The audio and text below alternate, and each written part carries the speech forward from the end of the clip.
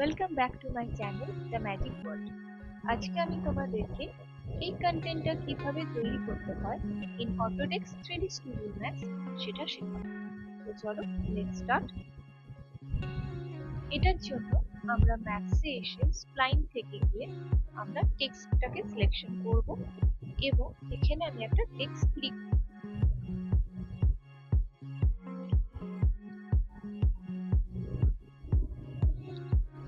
Perspective ভিউপোর্টটাকে আমি ভিউটাকে একটু ঠিক করে নিচ্ছি যাতে আমার শুধুমাত্র ফ্রন্ট সাইডটা দেখা যায়।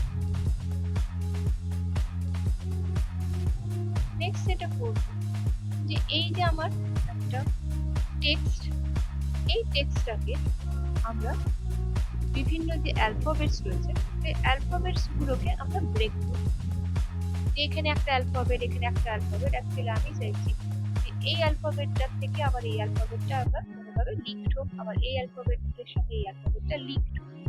তো লিঙ্ক করার আগে যেটা করতে হবে, সবার আগে এগুলোকে আমাদের ব্রেক করতে হবে। তারও আগে যেটা করব যে এই টেক্সটের উপরে রাইট ক্লিক করে এটাকে কনভার্ট করব টু এডিটেবল স্প্লাইন। এই মুহূর্তে এডিটেবল স্প্লাইন করলাম। আমার এখানে এই তিনটে অপশনস থাকে, একটা হচ্ছে ভার্টেক্স, একটা হচ্ছে এজ বা সেগমেন্ট, আর একটা হচ্ছে স্প্লাইন। আমি এখানে ভার্টেক্সটাকে সিলেকশন করছি। করার পর এখানে গিয়ে আমি এটাকে করব ব্রেক। এই মুহূর্তে ব্রেক করব। দেখো এই ভার্টেক্সটা ব্রেক হয়ে গেছে। এটাকেও সিলেকশন করব, ব্রেক।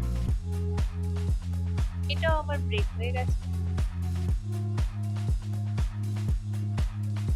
সেম এই প্রফেশনটাকেও সিলেকশন করব, ব্রেক।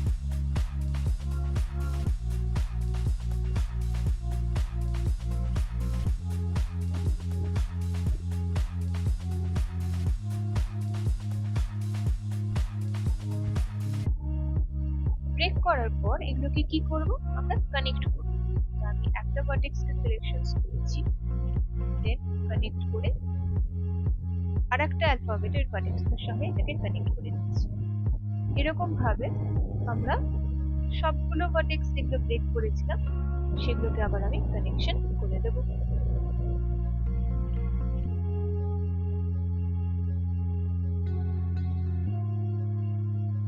এর ফলে কি হলো, এইটা যে আমার একটা টেক্সট লিখেছিলাম সেখানে আমার অ্যালফাবেটস গুলো আর ইন্ডিভিজুয়ালি এগুলো সবগুলোই একটার সাথে আরেকটা কানেক্টেড হয়ে গেছে। নেক্সট যে কাজটা করব যে এটার উপর দিয়ে আমি চাইছি আমার পার্টিকেলস গুলো রান করতে। তো সেই পার্টিকেলস গুলো রান করানোর জন্য আমরা একটা প্রিমিটিভের সাহায্যে, আমি এখানে একটা স্পিয়ার নিচ্ছি।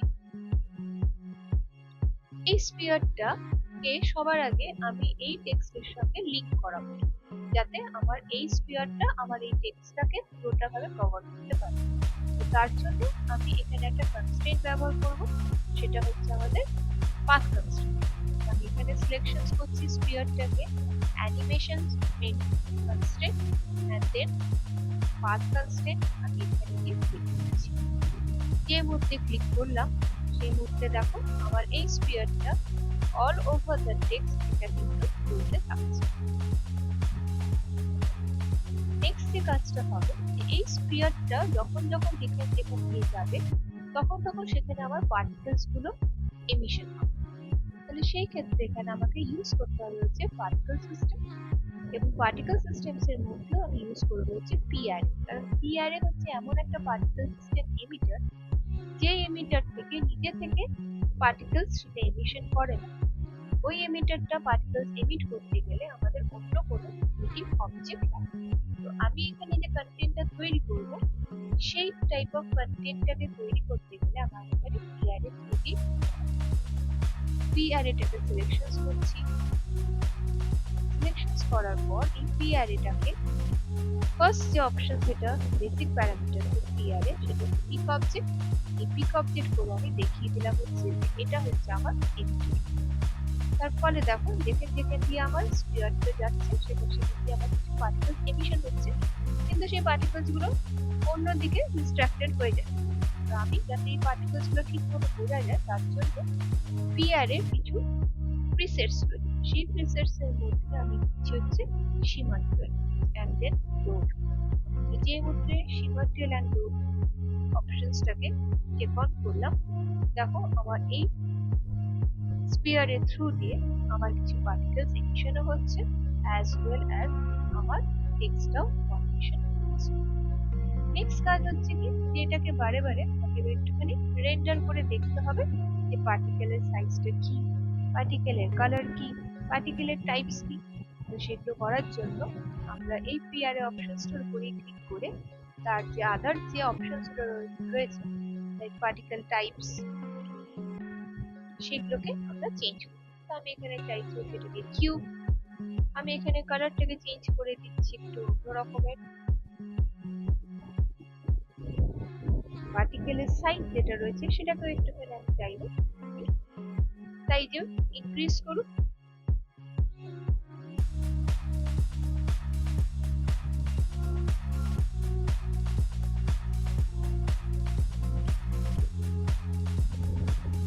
অনেকটাই বেশি ইনক্রিজ হয়ে গেছে সাইজটা, চাইবো একটুখানি ডিক্রিজ হোক।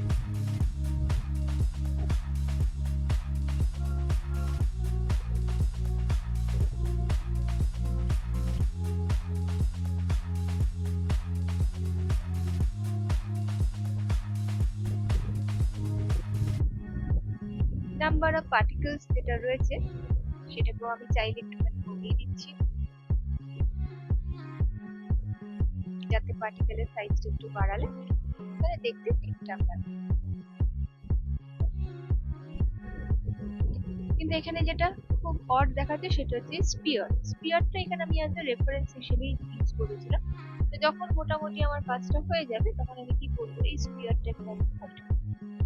এখানে আমার পার্টিকেল এমিটার এই পিআরএটাকে হাইড করার দরকার নেই, কারণ এমিটার জানি এটা হচ্ছে নন রেড্রেসেবল অবজেক্ট। তো এখানে এই কাজটা করার জন্য আমি শুধুমাত্র এই স্পিয়ারটার উপরে রাইট ক্লিক করে এটাকে আমি হাইড করছি। এভাবে আমরা এই কাজটা করতে পারি। কালারটাকে চেঞ্জ করে দিই যাতে বোঝা যায়।